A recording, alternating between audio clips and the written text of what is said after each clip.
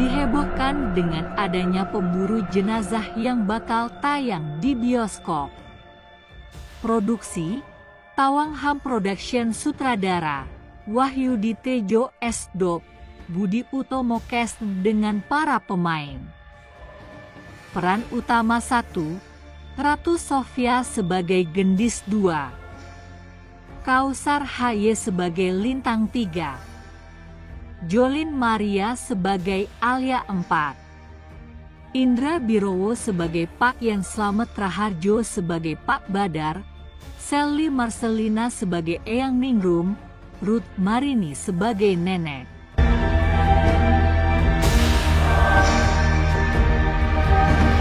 Sinopsis pemburu jenazah. Gendis, seorang wanita muda, terpaksa bergabung dengan tim pemburu jenazah atas permintaan ayahnya, Pak Badar, mantan anggota tim yang sakit-sakitan. Meski awalnya enggan, Gendis harus menghadapi dunia gelap yang syarat dengan kematian, mayat, dan arwah gentayangan. Ia memiliki kemampuan khusus melihat dan berinteraksi dengan roh korban yang belum tenang.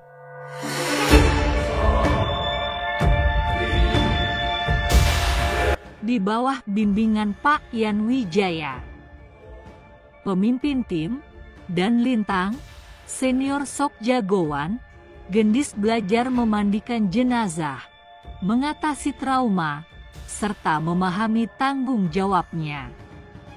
Namun, setiap misi membawanya pada pengalaman horor, dari mayat korban mutilasi, arwah penasaran, hingga sosok nenek tua misterius Next City yang ternyata terjebak dalam perjanjian dengan setan susuk.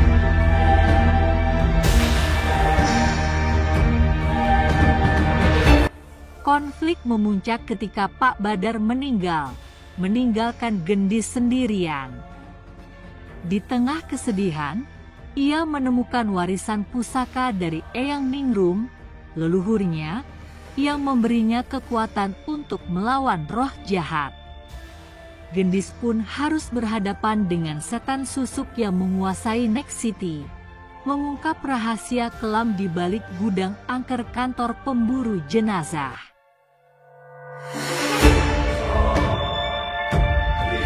Tema: perjuangan menghadapi takdir, penerimaan diri, dan makna kemanusiaan di balik kematian.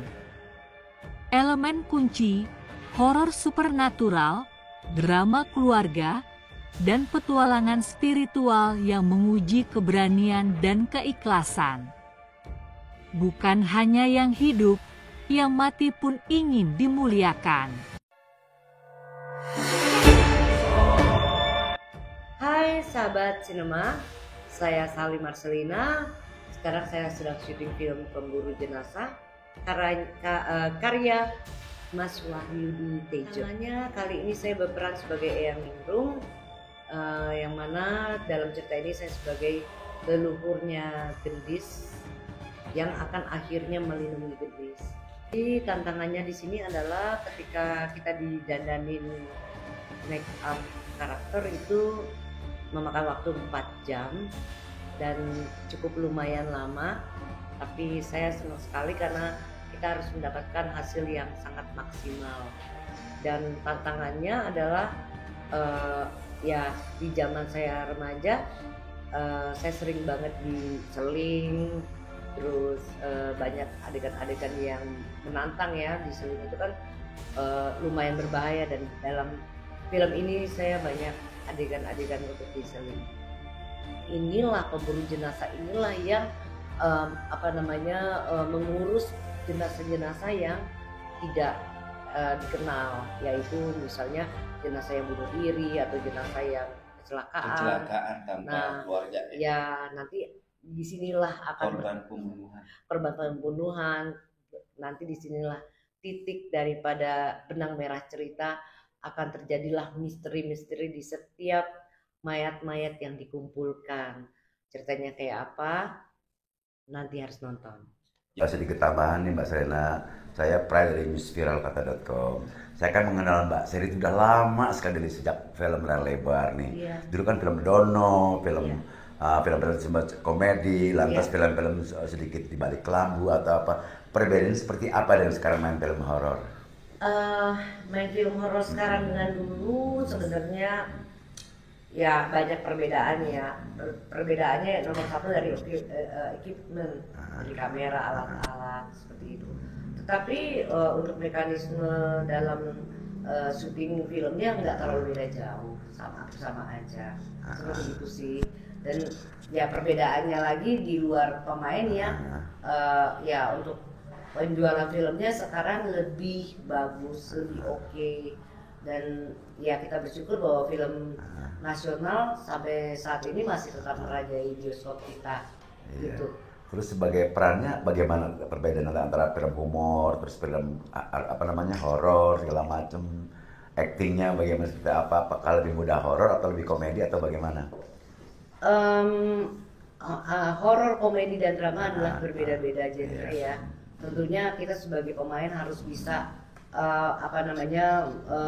menyesuaikan dengan peran yang kita bawakan. Jadi kayaknya horor beda lagi, komedi beda lagi, gitu, atmosfernya beda. Kalau horor kayak waktu saya syuting di Malam Jumat Kliwon itu ya ketemu yang horor-horor juga, diketawain sama Tante Kunti. Mudah-mudahan sih di sini nggak ada yang misteri ya.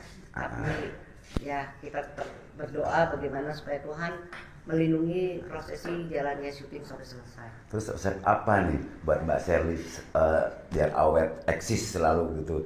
Kayaknya selalu energik gitu. Resepnya apa nih Mbak? Yang penting kita sebagai pemain nomor satu harus rendah hati, itu yang penting, disiplin. Dan juga kita harus tahu karakter yang kita mainkan itu cocok dengan kita atau tidak, jangan sampai miscasting. Sebenarnya sih itu aja, dan terus belajar. Sampai detik ini saya masih tetap belajar loh. Artinya saya nggak pernah bosan untuk belajar gitu, dengan nonton banyak film Indonesia maupun film luar, itu aja. Kesan dan pesan buat artis-artis yang junior bagaimana, coba untuk berikan contoh kepada Mbak Sherly sendiri? Pesan-pesannya adalah terus belajar. Nomor satu, apabila kalian ada di atas jangan lupa untuk tidak sombong, karena kesombongan itu hanyalah sesuatu yang instan gitu. Karena setiap setiap bisnis ataupun artis entertainment itu regenerasi. Jadi pada saat kalian ada di atas, gunakanlah kesempatan itu baik-baik dan ingat sopan santun dijaga. Oke, harapan ke depan buat penggemar-penggemar Mbak Sherly? Harapan ke depan adalah untuk penggemar semua untuk tetap setia nonton film Indonesia, karena film Indonesia ini kita berharap untuk menjadi tuan rumah di negara kita sendiri. Yang memberikan pelayanan kepada jenazah-jenazah yang kurang mendapat perhatian. Jadi saya tertarik dengan cerita ini karena apa? Masih ada sisi yang baik dari kita. Melayani itu menurut saya luar biasa. Dengan demikian, siapakah orang yang berjuang untuk palang hitam itu? Ya karena saya melihat ini adalah panggilan hati terjadi pada diri aku, dan tidak terjadi sekaligus dilayani, maka ada orang yang melayani saya, jenazah saya, pasti saya berterima kasih sekali. Nah, ide itulah yang membuat saya melanjutkan upaya Palang Hitam, bahwa bukan pemburu jenazah sebetulnya, pemburu kebaikan, pemburu akhlak. Guys, kenalin, nama aku Ratu Sofia. Di film Pemburu Jenazah Palang Hitam, aku berperan sebagai Gendis. So di sini sebenarnya baru pertama kalinya aku mengetahui tentang Palang Hitam, karena kan biasanya kita Palang Merah kayak gitu-gitu ya. Dan akhirnya aku research tentang Palang Hitam, dan sebenarnya menurutku Palang hitam itu adalah kerjaan yang sangat mulia ya. Aku pun sendiri baru tahu ternyata ada istilah tersendiri untuk pengurus jenazah, pengurus mayat, korban-korban dan mayat-mayat yang tidak ada yang ngurusin segala macam gitu-gitu. Dan menurutku ini sebenarnya pekerjaan yang sangat-sangat mulia, karena benar-benar bikin pemerintah lebih easy untuk mengurusin mayat, ngurusin jenazah-jenazah korban kecelakaan, korban mutilasi, musibah, bencana alam dan segala. Jadi ini jatuhnya komunitas ya, komunitas Palang Hitam gitu. Dan di sini peran aku itu lebih ke aku ini anak baru di Palang Hitam yang sangat tidak used to it. Dan aku juga sebenarnya punya indera keenam yang bisa melihat hantu ya. Jadi struggle-nya Gendis di sini lebih ke kayak aku harus kerja di tempat yang aku sebenarnya nggak mau terbiasa. Karena of course mayat itu kan selalu berhubungan dengan hal-hal mistis ya. Sedangkan Gendis itu selalu bisa melihat hal-hal mistis. Jadi itu sih yang memberatkan Gendis untuk bekerja di Palang Hitam. Cuman in the end Gendis akhirnya terbiasa dan dia ikhlas untuk menjadi anggota Palang Hitam, dan dia bangga menjadi anggota Palang Hitam itu sih. Iya. Jadi sekarang ya sebagai sutradara kita akan ngomong soal film Palang Hitam ya. Pemburu jenazah. Saya waktu itu salah nulis pemburu mayat.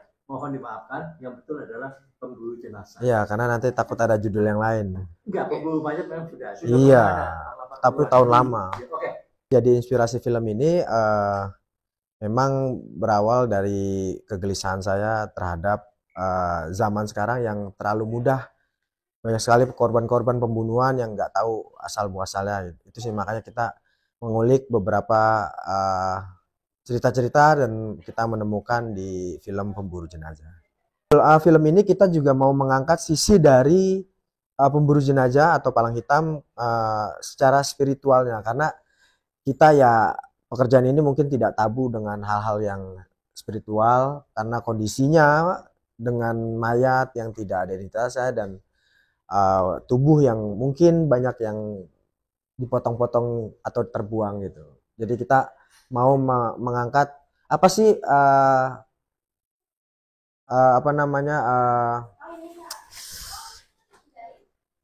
masalah mereka gitu, secara spiritualnya apa sih yang mereka hadapi ketika mereka membawa jenazah-jenazah yang tidak ada identitasnya. Bukan dong. Ini sebagai wartawan. Oh, sebagai jurnalis. Sebagai kita dong. Iya dong. Oke. Nggak usah. Nah, sebagai Lintang, tim pemburu jenazah yang paling kece, mah kece banget. Kece badai. Kita semua sopede lah. Indra dulu ya. Oke. Jadi film ini judulnya adalah Pemburu Jenazah. Sesuai dengan pekerjaan kita di film ini sebagai tim pemburu jenazah yang diberi nama Palang Hitam.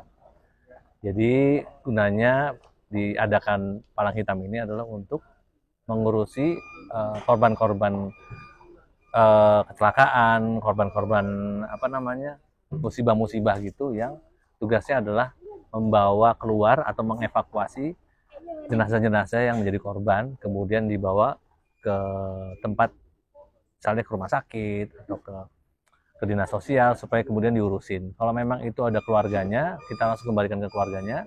Tapi kalau memang tidak ada identitasnya, langsung kita kuburkan. Kira-kira gitu.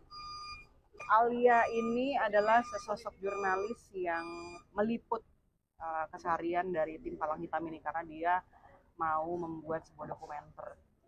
Kenapa dokumenter? Karena menurut Alia tidak banyak orang yang mengetahui mengenai profesi Palang Hitam ini sendiri. Jadi dia tertarik untuk meliput si Palang Hitam ini. Maka dari itu dia ada di sini tiap hari bersama dengan tim pemburu jenazah, melihat keseharian mereka seperti apa, dan juga experiencing kehidupan pribadinya pemburu jenazah Palang Hitam itu seperti apa sih.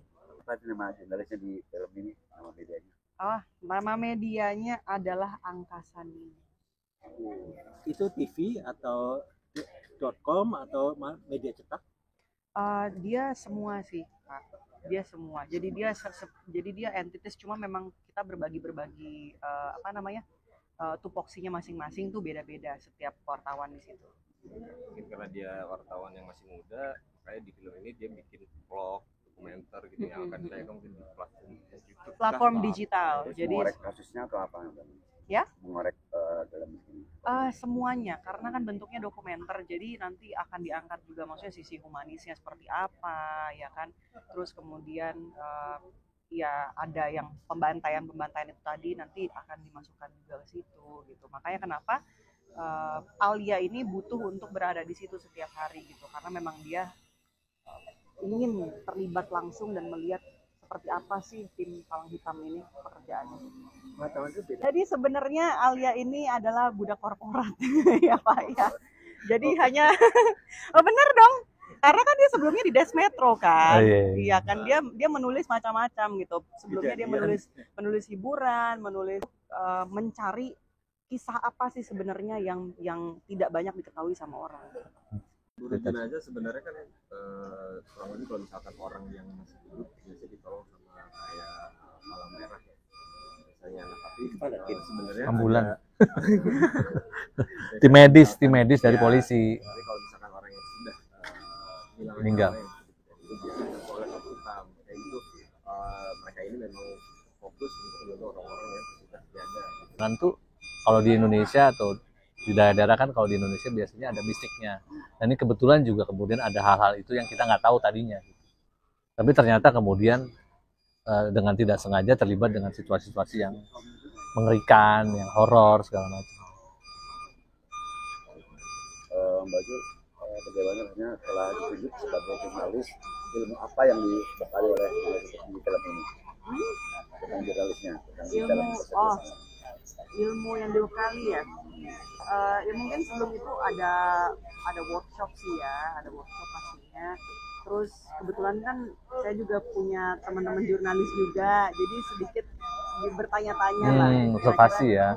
Observasi gimana sebenarnya jurnalis itu.